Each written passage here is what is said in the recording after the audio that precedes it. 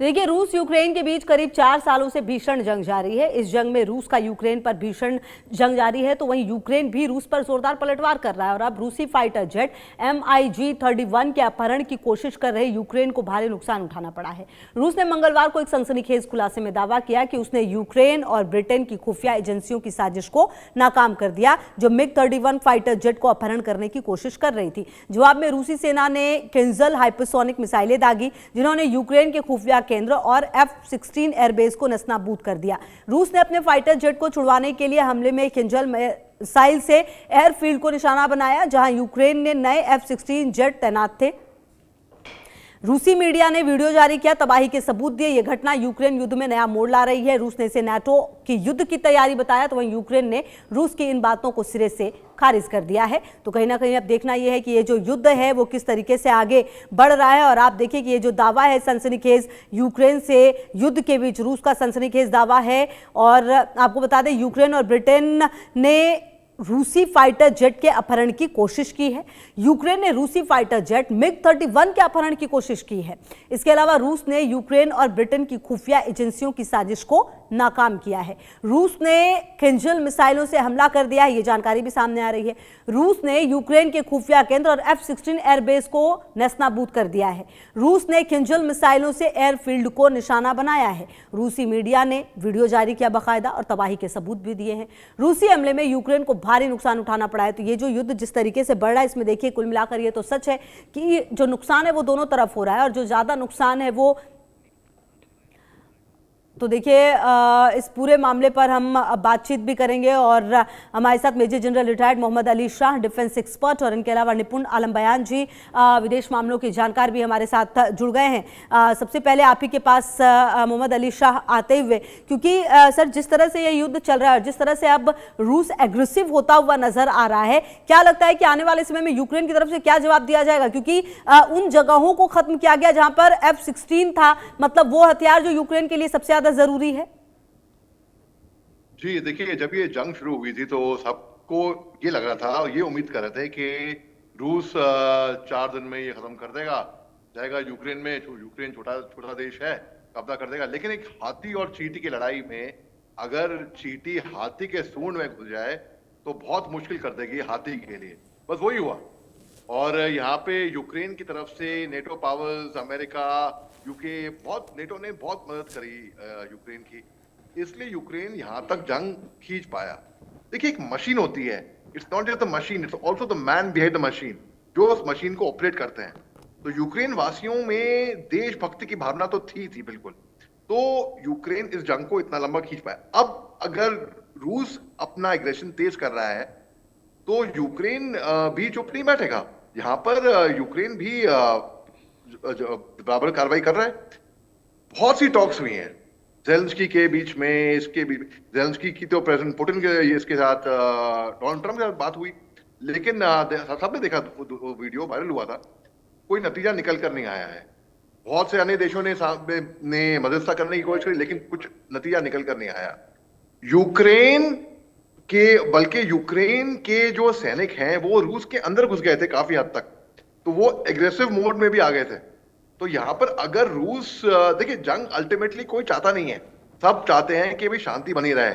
और एक फौजी लड़ता है इसलिए नहीं क्योंकि उसको घृणा है, नफरत है उसके सामने कौन है, वो फौजी लड़ता है क्योंकि उसको मोहब्बत है उसके पीछे कौन है, उनको बचाने के लिए फौजी लड़ता है। अब इस बात को अगर एक डिप्लोमेटिक तरीके से दोनों को एक मेज पर लेकर आए और खत्म करें, तब कुछ बात जम सकती थी। लेकिन now it's got really out of hand.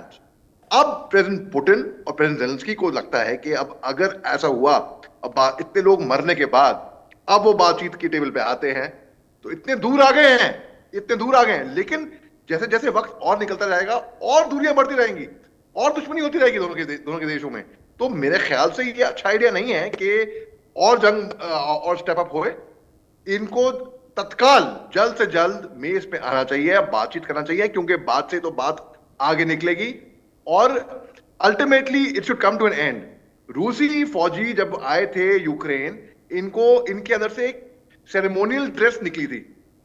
Ceremonial dress तब पहनते हैं जब कोई सेलिब्रेशन हो रहा होता है। तो इनने अनुमान लगाया कि हम बस रूस का झंडा लगा देंगे यूक्रेन पे 4-5 दिन में, 1 हफ्ते में हम कब्जा कर देंगे कीव पे, और ये हो जाएगा वो हो जाएगा। लेकिन ऐसा जी। हुआ नहीं अब तक। और बीच में परमाणु हथियार की भी बात हुई थी कि भाई हो सकता है कि प्रेसिडेंट पुतिन परमाणु हथियार इस्तेमाल करें, और ये हो, उनके पास एक चमड़े का ब्रीफ केस है, एक ट्रिगर दबा बटन प्रेस कर देंगे, क्या पुतिन साहब बीमार हैं, ऐसे ऐसी इंफॉर्मेशन वॉरफेयर। जब जंग बिछड़ती है ना, सबसे पहला खात्मा होता है सच्चाई का। हाँ। इंफॉर्मेशन वॉरफेयर को कहते हैं। तो दोनों तरफ से इंफॉर्मेशन बहुत ऐसी गई, अदली बदली हुई, मगर अल्टीमेटली ये जंग अभी भी, मैं फ्रैंकली अगर देखा जाए तो, मैं और लंबी खींचते हुए देख रहा हूं। ठीक है सर, और लंबी खींचते हुए देख रहे हैं। अच्छा निपुण आलम बयान जी, अगर ये युद्ध और ज्यादा लंबा गया तो निश्चित तौर पर जो कहीं ना कहीं नाटो देश हैं उनको जिस तरीके से इन्वॉल्व किया गया है, मतलब एक तरह से अमेरिका तो लगातार हथियार देकर मदद कर ही रहा था, जो नाटो देश है वो मदद करे, लेकिन अब खुलकर सामने आ रहा है। इस बीच पुतिन के जो भी एग्रेसिव होने का तरीका है वो एक बार फिर से काफी ज्यादा दिखा है। ऐसे में यूक्रेन के लिए अगला कदम क्या होने वाला है? यूक्रेन कितना एग्रेसिव हो पाएगा? कितनी मदद जो ट्रंप है वो और ज्यादा कर पाएंगे भी फिलहाल उनकी? देखिए, बात क्या है कि अगर हम यूक्रेन और रशिया के वॉर की पोजीशन को देखें खुशबू जी, तो रियलिटी में जो ये वॉर है ये यूक्रेन लड़ ही नहीं रहा है। ये वॉर ही सीधा सीधा रशिया और नाटो के बीच में है। नाटो का अगर सपोर्ट यूक्रेनियंस को नहीं होता तो यूक्रेनियंस यूक्रेन किसी भी तरीके से मुकाबला न कर पाते रशिया का। और ये पूरा वर्ल्ड जानता है कि अगर हम हार्ड पावर कंट्री की बात करते हैं तो 3 देश हमारे सामने में दिखाई देते हैं। एक तो अमेरिका, एक रशिया, और तीसरा आपका इजराइल। रशिया आज भी हम देखें तो स्ट्रेटजिकल पावर के मामले में, चाहे वो एटॉमिक वेपन की हम बात करें या अन्य और वेपन्स की बात करें, तो आज भी रशिया जो है सबसे ताकतवर और सबसे स्ट्रॉन्ग कंट्री आपको दिखाई देगा एज ए स्ट्रेटजिकल पावर्स के बारे में। तो यूक्रेन आखिर कैसे रहा? देखिए, यूक्रेन जो है एक बफर स्टेट की तरह से है, जो 2 देशों के बीच में, या एक तरफ देश और एक तरफ आपका एक गुट, एक संगठन जिसका नाम है नाटो, उसके बीच में लोकेटेड है। नाटो भी जो मदद कर रहा है यूक्रेन की, वो अपने ही इंटरेस्ट में कर रहा है।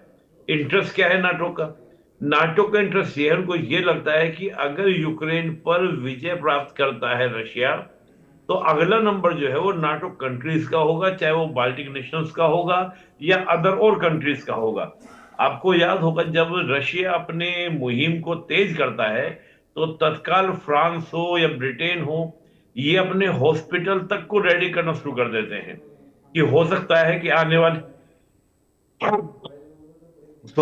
वाले समय में एक लंबी वॉर क्या हो जाए हमारे बीच में शुरू हो और हमको हॉस्पिटल्स की जरूरत पड़े।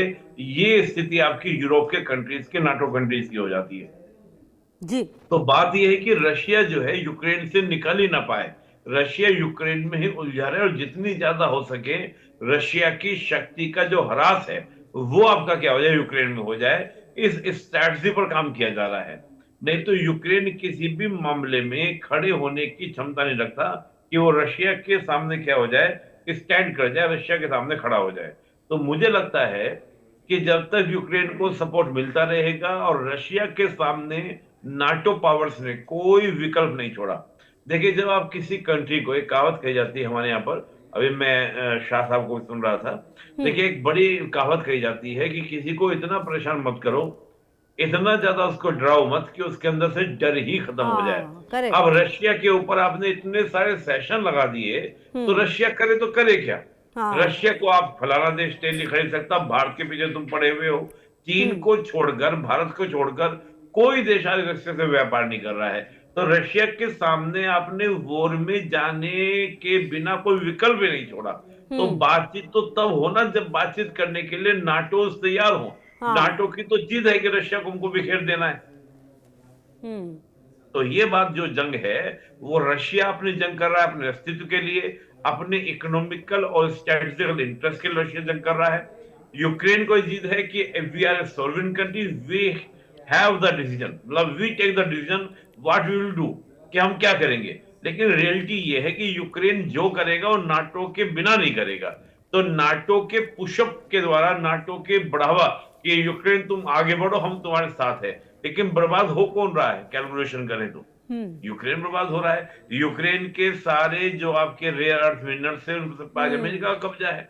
यूक्रेन की आधे से ज्यादा जमीन पर वहां पर आपका बम विस्फोट हो चुके हैं। अच्छा पूरा अच्छा, ये बात डोनबास तो आप सही कह रहे हैं। अच्छा, नुकसान किसका ज्यादा हुआ है? तो आकलन किया जाए तो यूक्रेन का नुकसान हुआ है, लेकिन मोहम्मद अली शाह जी, क्या ये कहना सही होगा कि रूस का बिल्कुल नुकसान नहीं हुआ? रूस ने भी अपने मैन पावर खोए हैं, उसकी भी संपत्ति गई है कहीं ना कहीं। हाँ, जो बात निपुण आलम बयान जी कह रहे हैं कि ज्यादा नुकसान निश्चित तौर पर यूक्रेन का हुआ है, लेकिन रूस का भी नुकसान हुआ है। अच्छा, यूक्रेन ने जो ये कोशिश की है कि कहीं ना कहीं रूस को नुकसान पहुंचाने की पिछले दिनों में, वो कोशिश कितनी कारगर थी? उस कोशिश में कितना दम था सर? और क्या सचमुच यूक्रेन ऐसे कोई कदम उठा सकता है जिससे रूस को इतना ज्यादा नुकसान हो जाए? देखिए खुशबू जी, मैं सबसे पहले तो मैं कहूंगा कि निपुण अलम्बिया साहब ने बहुत ही अच्छा, सटीक, क्रिस्टल क्लियर आकलन दिया है। उसे बहुत आपके दर्शकों को बात कॉन्सेप्ट बहुत क्लियर हो गया होगा। अब देखिए, जब जंग होती है, जब दो देश लड़ते हैं, तो नुकसान दोनों का होता है। हाँ। एक का कम, दूसरे का ज्यादा, मगर होगा नुकसान दोनों का। यहां पर भी रूस को भी नुकसान हुआ है। रूस ने भी अपनी सैनिक गंवाए हैं, उनकी टैंकें ध्वस्त हुई हैं, उनकी नुकसान दोनों का हुआ है। यहाँ पर देखिए, मगर ये कहना, अगर हम कहेंगे कि रूस को नुकसान नहीं हुआ, नुकसान दोनों को हुआ है। हाँ, यूक्रेन का नुकसान ज्यादा हुआ है, मगर यूक्रेन अभी भी डटा हुआ है। हाँ।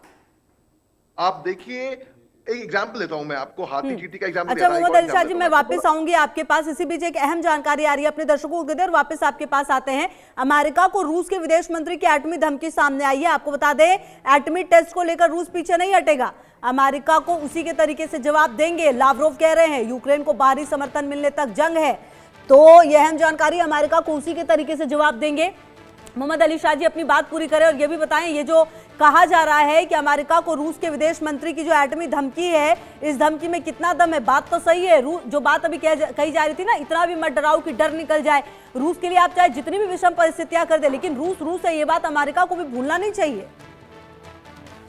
बिल्कुल, आपने सही फरमाया खुशबू जी। देखिए, बात ऐसी है कि जब वर्ल्ड वॉर के टाइम पे, जब जापान ने पर्ल हार्बर पे हमला कर दिया था अमेरिका ने हिरोशिमा नागासाकी पे जो एटम बम गिराए थे, और नुकसान बहुत हुआ। उसका नुकसान आज तक जापान में नजर आ रहे हैं। फिर यूएन फॉर्म हुई थी, यूएन का मकसद था कि भाई तीसरी विश्व युद्ध ना हो जाए। तो परमाणु हथियार या एटम बॉम्ब या न्यूक्लियर हथियार, घातक इस टाइप के जो वेपन ऑफ मास डिस्ट्रक्शन का इस्तेमाल करना बहुत ज्यादा मुश्किल है, इतना आसान नहीं है। हाँ, धमकी आप दे सकते हैं एज अ प्रीएम्प्टिव मेजर कि भाई हमारे पास ये है, मगर इस्तेमाल करना, उसको प्रयोग में लाना बहुत ज्यादा मुश्किल होगा। तो मुझे लगता नहीं कि ये जो धमकियां हैं कि भाई हम एटम बॉम्ब के, आप चुप हो जाओ, आप इन तो पर एटम बॉम्ब गिरा देंगे, नहीं आएंगी।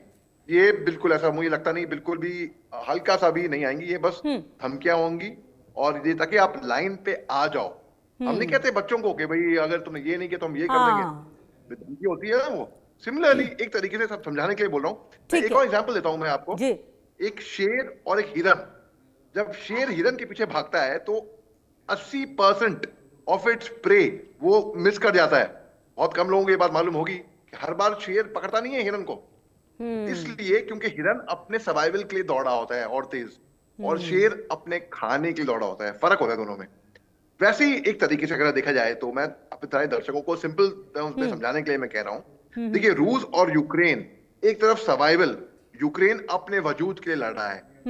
यूक्रेन का नाम निशान मिट गया था जो 2013 में क्रीमिया के साथ हुआ। रूस ने अनेक्स कर दिया क्रीमिया में, ब्लैक सी पे काफी हद तक काबू पा लिया। हाँ। अब इस बार वो अगर वो यूक्रेन को ले लेता तो बस यूक्रेन का वजूद खत्म। बिल्कुल, और सही बात है, और शायद यही वजूद की जंग जो है वो इतनी लंबी चल रही है इस वजह से। आप रहिए सर हमारे साथ। इसी बीच एक अहम जानकारी अपने दर्शकों को दे दें। रूस यूक्रेन युद्ध से जुड़ी हुई एक बड़ी खबर आ रही है। रूस पर यूक्रेन का जोरदार पलटवार सामने आया है। तो आपको बता दें, वॉर जोन में रूस पर यूक्रेन का हमला सामने आया है।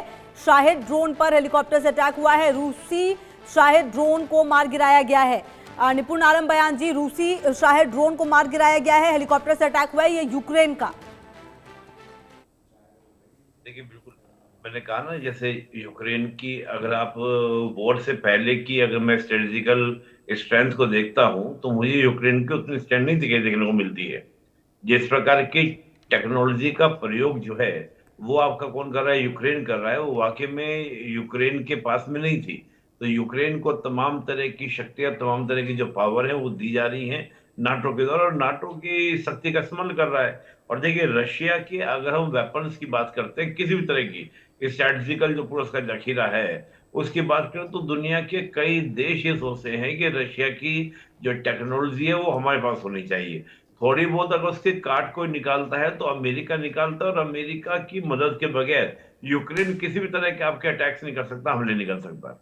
तो मैं बात वही बार बार कह रहा हूं कि अगर जो ये वॉर पूरा का पूरा है, ये पूरा का पूरा वॉर जिस प्रकार से हमको दिख रहा है कि रशिया यूक्रेन का वॉर है, रियलिटी में ये वॉर जो है रशिया और नाटो का है। नाटो ने यहाँ बड़ी चालाकी से, बड़ी सावधानी से यूक्रेन को फ्रंट पर किया। यूक्रेन को ये बात समझ में आई कि हाँ, अगर मैंने ये वॉर नहीं किया तो मेरी जो सोवरेनिटी है, मेरी जो आजादी है, वो रशिया के हाथों गवाई जाएगी। तो यूक्रेन अपने लिए लड़ रहा है, नाटो ने फायदे के लिए लड़ रहा है, और नाटो भर भर के क्या कर रहा है, सप्लाई कर रहा है।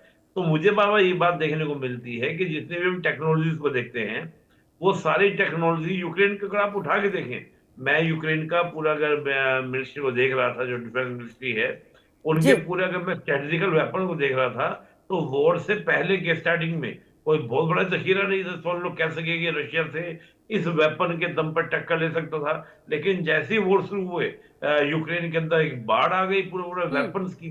तो वेपन कहाँ से है? वो आपके बिल्कुल, कुल नाटो मिलाकर कंट्री जो से है, स्थिति है अब अमेरिका ये से। देखना होगा कि ये युद्ध किस तरीके से आगे बढ़ता है। बहुत शुक्रिया मोहम्मद अली शाह जी, आपका भी निपुण